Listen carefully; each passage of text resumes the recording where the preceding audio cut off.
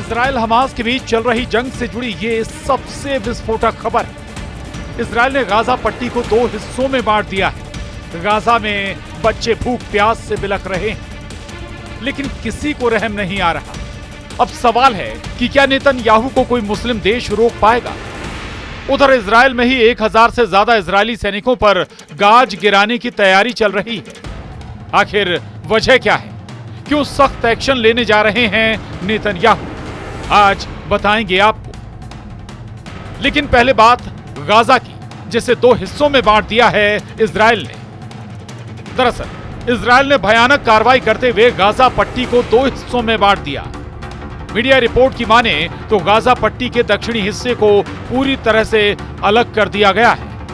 Israeli सेना ने एक बयान में कहा है कि हवाई सुरक्षा बलों ने शनिवार को दक्षिणी गाजा में इजरायली सीमावर्ती समुदायों को निशाना बनाकर दागे गए 3 रॉकेटों को हवा में ही मार गिराया है और हमले में किसी को कोई नुकसान नहीं पहुंचा है।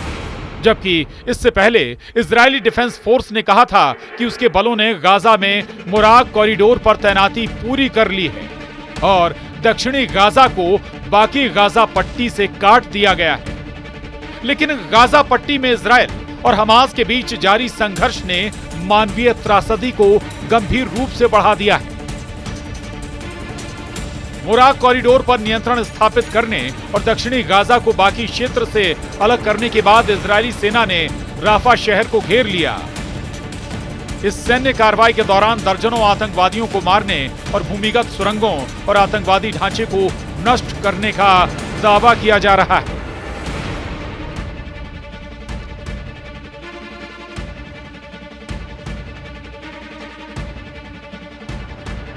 इस बीच गाजा को कंट्रोल करने वाले हमास के एक वरिष्ठ सदस्य ने बताया कि उसका एक प्रतिनिधिमंडल संभावित युद्ध विराम समझौते पर मिस्र के मध्यस्थों के साथ बातचीत के लिए शनिवार को काहिरा जाएगा।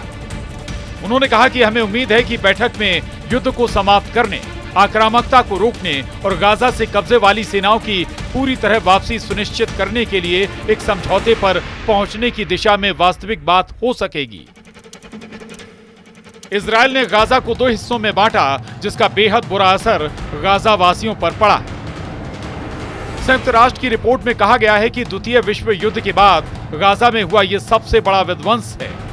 गाजा की 23 लाख आबादी में से लगभग 5% लोग मारे गए हैं और 80,000 से ज्यादा लोग घायल हुए हैं। इस संघर्ष ने गाजा की अर्थव्यवस्था को भी बर्बाद कर दिया है और गाजा के 18 लाख से ज्यादा लोग गरीबी रेखा के नीचे चले गए हैं। गाजा में खाद्य आपूर्ति की स्थिति भी अत्यंत गंभीर है।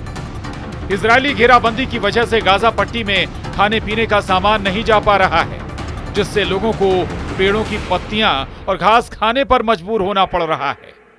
भूख से मरने के कगार पर पहुंच गए बच्चे घास खाकर पेट भरने की कोशिश कर रहे हैं, लेकिन फिर भी कई बड़े देशों का दिल नहीं पसीज रहा। इन सब के बीच इजरायली अधिकारियों ने कहा है कि गेंद हमास के पाले में है। अधिकारियों ने कहा है कि जहां तक इजराइल का सवाल है, मिस्र का प्रस्ताव जिसमें 8 जीवित बंधकों की रिहाई शामिल थी, अमेरिका के दूत विटकॉक योजना के साथ साथ चर्चा में था। रिपोर्ट के मुताबिक इजरायली प्रधानमंत्री बेंजामिन नेतन्याहू ने शुक्रवार को मिस्र के युद्ध विराम प्रस्ताव पर विचार करने के लिए विचार विमर्श किया है। मिस्र के प्रस्ताव में युद्ध को खत्म करने के लिए कदम उठाना शामिल है, जिसका इजराइल विरोध कर रहा है।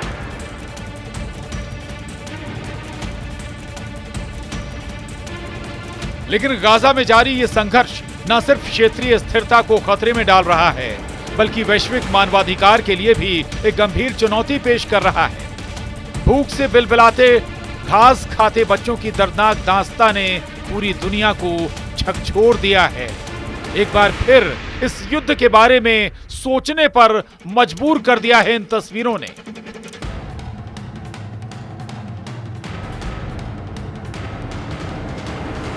और गाजा के 2 हिस्सों में टुकड़े के बाद अब बात इजराइल में अपने ही सैनिकों पर एक्शन की तैयारी की।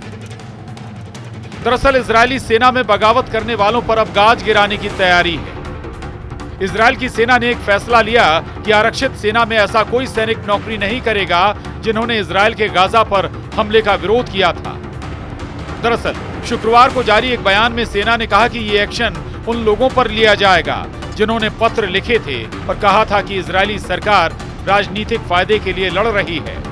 पत्र में दावा किया गया था कि सरकार का प्रयास बंधकों को वापस लाना नहीं है। इस पत्र के समर्थन में कई सैनिकों ने अपने हस्ताक्षर किए थे।